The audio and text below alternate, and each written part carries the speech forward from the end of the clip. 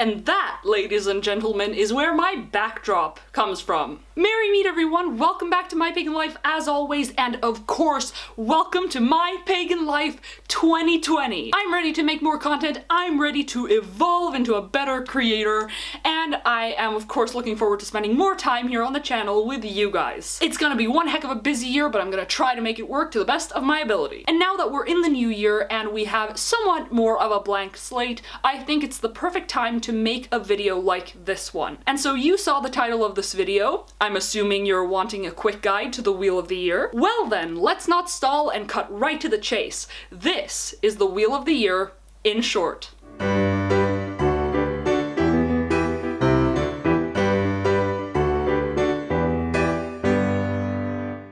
First up is the winter solstice, Yule. Yule marks the shortest day and the longest night of the year and gives us a promise of the return of light. As the sun turns, every day following Yule till Litha grows longer. Yule is considered the first Sabbat on the Wheel of the Year. Yule falls anywhere in between December 20th and 23rd, and the story associated with this Sabbat is that the god has finally been reborn from the goddess, whom rests after having birthed him. Typical colors associated with this Sabbat tend to be red, green, and white, but silver and gold are also really good colors. Common herbs include ginger, cinnamon, and pine, and there are a lot of appropriate stones and crystals for this Sabbat. Some of them include all quartz stones, garnets, and actually gemstones as well, such as sapphire, ruby, emerald, and diamond, if you somehow get a hold of those. Common practices include decorating a Christmas tree or a Yule log,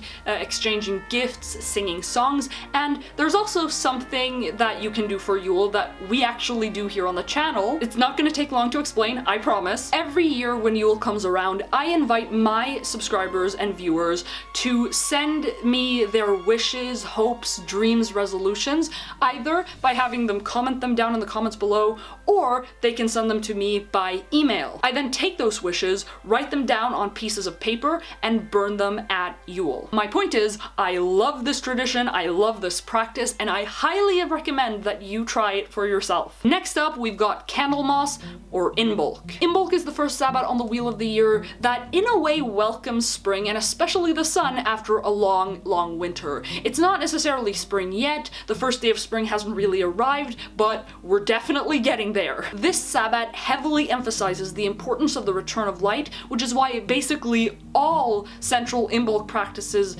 mostly focus on the element of fire in some way. Imbolc falls on February the 2nd. I don't know if it's pronounced February or February, please tell me down in the comments below. And this is the time when the goddess is finally done resting after the birth, and the god is continuing to grow rapidly. Pink, red, and brown tend to be really good colors for the Sabbat, but yellow and green are also appropriate. Popular herbs include basil, angelica, and myrrh.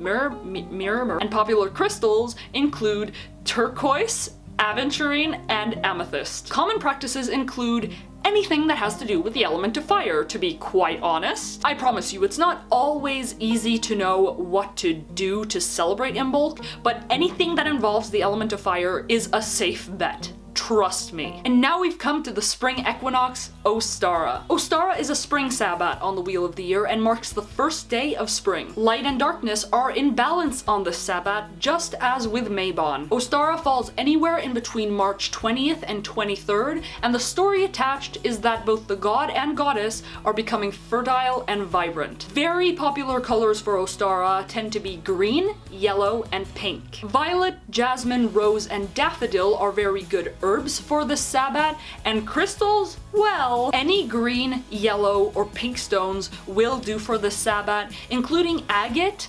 aventurine, rose quartz, those kinds of stones. There are so many things you can do for Ostara, but some of the most common practices include planting seeds or taking care of plants you already have, painting eggs, decorating your altar with spring items, and generally appreciating spring, which is probably the most important to me, at least. Next up, we have May Eve, or Beltane. Beltane is celebrated at a time when the earth is at its most fertile. Or is it fertile? I think it's fertile. In American English. Yeah, in American English it's fertile. Sorry about that. Beltane is quite literally the celebration of life, abundance, and sexuality. And during the time when I was doing some research just to be safe, I noticed that there were a lot of websites that actually pointed out that the veil between our world and the spirit world is not only thin on Samhain, but also during Beltane, because Beltane is like on the other side of Samhain on the Wheel of the Year, which makes sense. Beltane tends to fall on May 1st, and the story associated with the Sabbat is that both the god and goddess are at their most fertile, aka they put that into practice and the goddess becomes pregnant. Yeah. Soft colors are really good for Beltane, especially when it comes to pink and blue. Otherwise, red, green, and yellow are also really good picks. Frankincense, thyme, rose, honeysuckle, these are all really good plants and herbs for this Sabbat. And of course, we cannot forget our crystals, which include malachite, rose quartz, or any other quartz stones, and sapphires. Popular practices may include dancing around a maypole, maybe lighting a bonfire, divination is also good, and lastly, how do I say it? If you feel like it, get hot, get steamy, get intimate with someone. And now it's finally time for the summer solstice, known as Litha. Litha marks the longest day and the shortest night of the year. As the sun turns once more, every day following Litha until Yule will grow shorter. Litha falls anywhere in between June 20th and 23rd, and this is when the god is at his strongest point while the goddess's pregnancy continues to develop. Red, yellow, and orange are superb colors for this Sabbat, but you can also use green and blue. Good herbs include rose, chamomile, and lavender. Good crystals include jade, opal, and lapis lazuli, or lapis lazuli, depending on how you choose to pronounce it. And we can't forget our common practices. Wait a second. Anyway, you can arrange picnics and offerings outside, you can light a bonfire, or you can just simply appreciate and admire the sunrise and the sunset. But now that summer is over, it's time we move on to Lammas, also known as Lunasa. I personally prefer to call it Lunasa and have Lammas as a secondary name, while a lot of others seem to actually just call it Lammas, so pick whatever you want to call it. And Lunasa marks the beginning of the harvest season. Yay! You're gonna know why I'm saying yay! No, not because summer is over and the wonderful warmth is disappearing, it's actually something completely different. This Sabbat is dedicated to showing appreciation for the Earth's abundance that can already now be harvested for the upcoming winter. Lunasa falls on August the 1st, and this is when the god's power starts to wane. I would say that good colors for Lunasa are primarily shades of red and brown, but you can still incorporate colors like green if you so wish. And this is a good part. The most commonly associated herbs with Lunasa is everything. Every herb and grain you can think of can be associated with the Sabbat. It is about the harvest after all,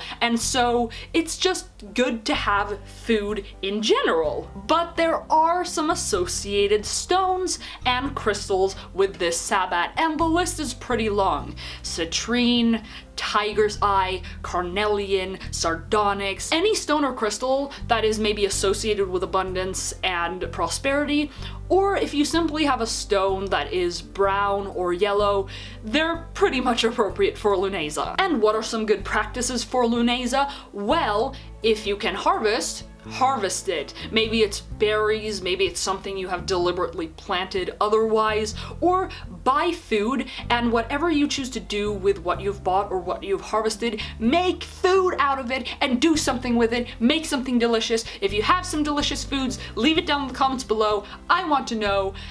Yeah. And now we're back to another equinox, which is the autumn equinox known as Mabon. Mabon, the 7th Sabbat and the second harvest season. Mabon falls anywhere in between December 20th and 23rd, and the story is that the goddess is watching the god die. And of course we need some appropriate colors, any autumn colors such as red, brown, you can even incorporate gray, but basically any shades like that. The time for green and yellow and those colors is officially over. When it comes to herbs, you might want to consider incorporating acorns, hibiscus, marigold, anything like that. And again, just as with Lunasa, incorporating any yellow or brown stones is really good for the Sabbat. Citrine, tiger's eye, amber, there is a lot of those stones. I'm not too familiar with too many practices for Mabon, but some of them include maybe arranging a feast with the people you love or a big party of people, and I would generally encourage just actively using nature in your practice in some way, like decorate your altar or your space with those fallen autumn leaves, with those fruits from the harvest, whatever you can find. I don't know what you might find, but maybe tell me about it down in the comments below. And we've finally made it to the last Sabbat, All Hallows Eve, otherwise known as Samhain. It is actually considered the first and greatest of all the greater Sabbats. It marks the end of the Wheel of the Year and also the beginning of it, the Witch's New Year. And again, just as I said with Beltane, this is one of the times when the veil between our world and the spirit world are at its thinnest, or so I've heard someone say. Samhain always falls on October 31st. Don't forget it. Now, the god is finally dead according to the lore, but he is waiting to be reborn once more. The color associations here, or correspondences, should be pretty obvious if you're already familiar with Halloween. Black and orange primarily, but you can also include white, silver, gold, and red. There are also a lot of good herbs, trust me. Sage, bay leaf, rosemary, nutmeg, apples, pumpkins, you name it. And black stones in general are the best for this Sabbat. Dare I mention obsidian? There are many stones. Obsidian, onyx, bloodstone. Yeah, and this is one of the Sabbats where you can do a lot of different stuff, but some of the most popular and common practices include setting up an altar in honor of the dead, hosting a dumb supper, and divination in general. And that, ladies and gentlemen, concludes our list of Sabbats on the Wheel of the Year. In short, of course. With that said, if there's anything I missed and that you want to add, or if there's anything you want to correct me on, because trust me, I am not perfect, make sure to leave all of that down in the comments below. And thanks for joining me in this video, the first video of 2020. I am so happy that there's a new year ahead of us and that there are just so many things to be done. I'm just really looking forward to it. So anyway, I can't wait to see you guys next time, and until then, guys, blessed be from My Pagan Life.